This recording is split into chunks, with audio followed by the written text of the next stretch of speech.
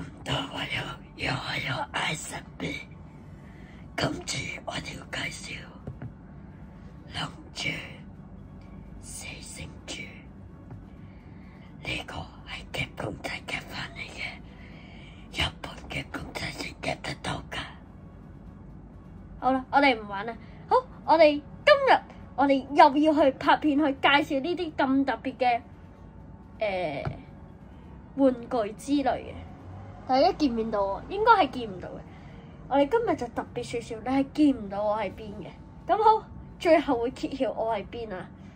咁呢個咧就係喺日本咧，一定要喺日本去夾公仔翻嚟嘅四星珠。佢係有3個模式嘅。好簡單，只需要可能擺喺手裏面，喺張台裏面拍一下，就有即刻。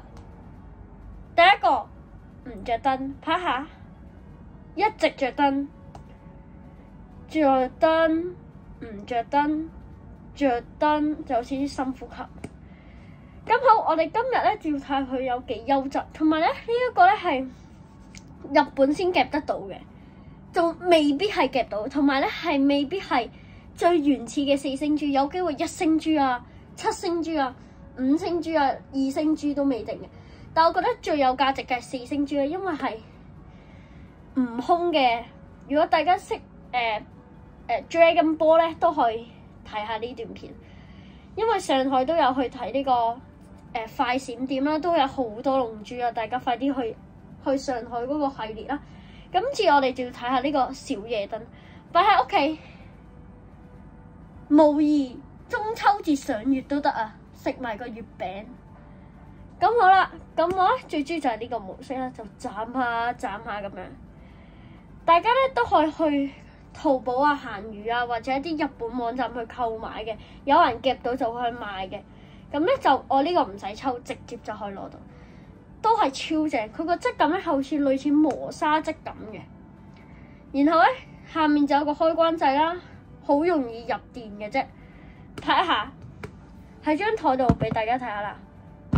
嗱，喺張台拍下，